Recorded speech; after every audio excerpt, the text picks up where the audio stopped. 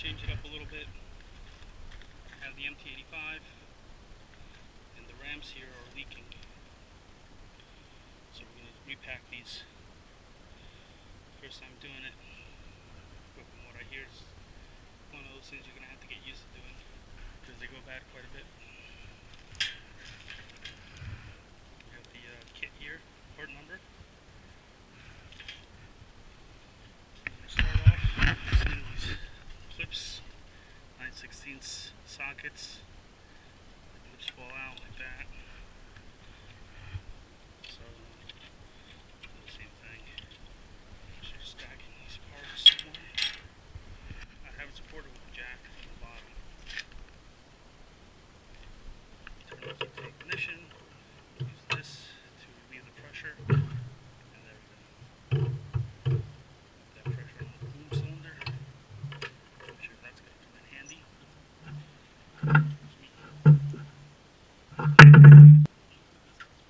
Leave him in. Break these nuts here first. Before I do that, I'm going to go get a bag and some rubber bands so I can put that around there. We'll keep the mess down. This is 3/4. Turn it the right way. Got some rubber bands, some sandwich bags. That would be enough to get it done. Old brush. Clean this.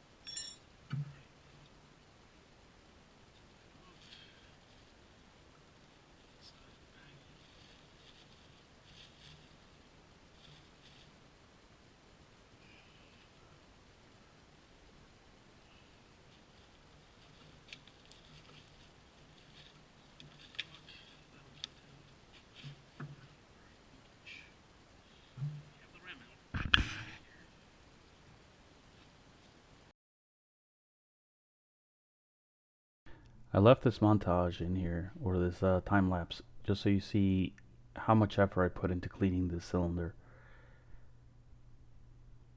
You want to have it almost like it comes out of the box, because any debris that you have on this is just going to get on your hands, and then you're just going to transfer it from part to part, and you don't want anything to get into that cylinder.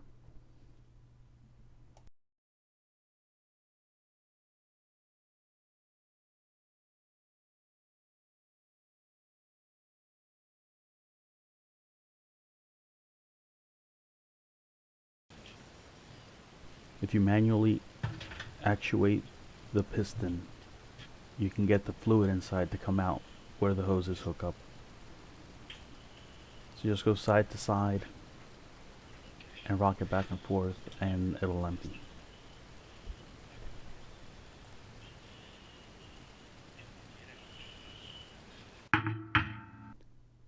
This is just a look of how I set the piston up to remove the cap and the cap nut. So you see I just C-clamped it. These paper towels are really thick, so that's good cushion right there. And then I used the monkey wrench to remove the cap.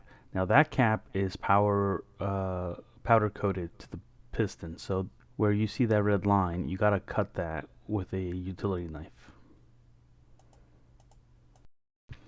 Don't worry so much about the powder coat. It's gonna get damaged no matter how you slice it. The biggest trick is trying not to mar the aluminum cap. So I just like I'm doing right now with the channel locks, I did that with the monkey wrench just to break it. And then once it broke loose, I used the channel locks and a paper towel. And the only time I marred this was when I was putting it back together. I got a little too ambitious with the monkey wrench trying to get it in there real tight. I don't think you have to get it in there that tight. The channel locks on the way back together, I think, are enough. I put everything back together and I haven't had any leaks, so far so good. Pin back in through this way. I did the same setup I did to take this off. I put this at the edge here. If I had a little piece of sliver of wood, would be better. Anything to keep this from getting marred up.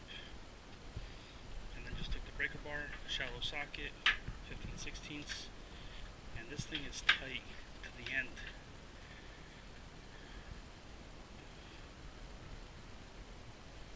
Just does not want to come out. There it goes. And it's got the red Loctite on it. That's probably why they give you a nut with the kit. I'm gonna leave this one out here. Take this off. I'm gonna use both hands because I don't want to drop this. And I'll move back inside. So that the bevel goes in.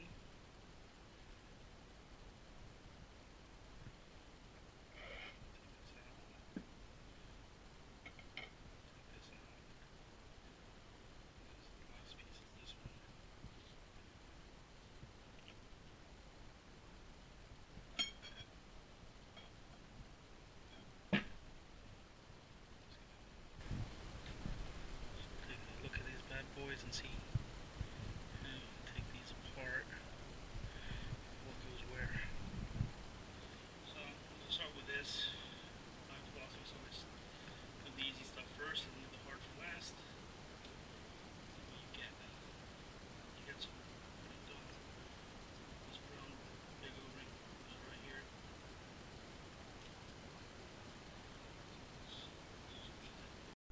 I think the best tip I can give anybody when doing this job is to take a mug with water, maybe like an old mug you don't like, or something you can microwave hot water in, and then just dip these parts in there. Dip them in the hot water and let them get warm.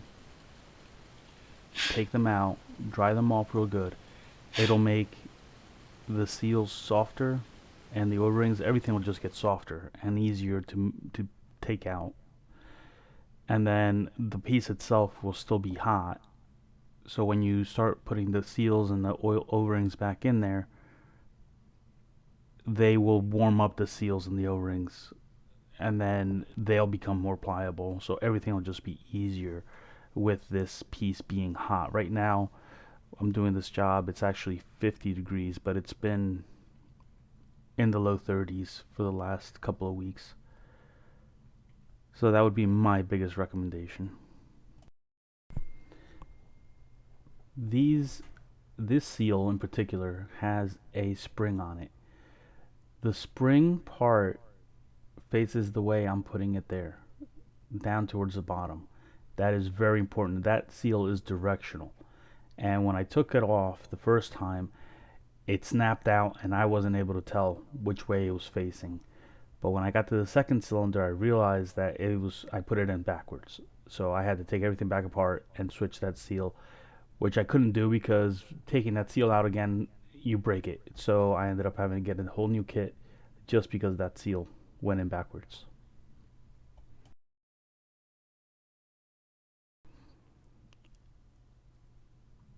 So I'm back to the assembly stage. At this point, the audio, I have the protective case on my GoPro, so the audio is really bad. Pretty much what I'm saying in this clip is the recommendation to dip these parts in the hot water because it would make everything more pliable. I'm also rubbing oil on all these seals.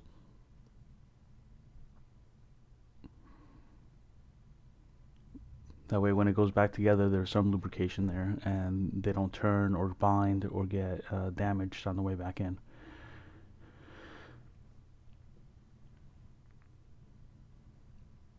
And there I go about the hot water. Now again, it's very important. You dip the entire part in, you take the old seals out, and you clean the part, you dry it, really dry. That part is steel. So you obviously you don't want to do this and leave it overnight or anything.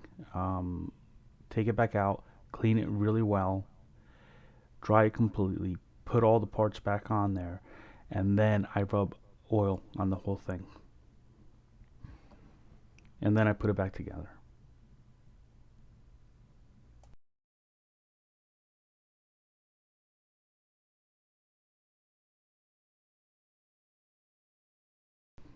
Going to time lapse the assembly. I don't have the complete assembly. I believe I ran out of battery just as I was putting the hoses back on the piston, or the ram rather, and yeah, but I mean most of it, you put it back together the same way you take it off. Really, the key here is just remembering which way the seals go, taking everything apart. I took that grease fitting off just so that it wouldn't be in the way when I put the ram back together. It just takes 2 seconds. So, and then you put it back in, 2 seconds later. And that's it. And here you go. I'm putting it back together with the channel locks. This is the second piston I'm putting back together. And so long as you don't slip with that channel lock, you're good. So this is where I messed up. I put that on there. No matter how careful I was, I ended up marring the aluminum. And you'll see me take a file just to take the burrs off. Clean it all off real nice and then put it all back together.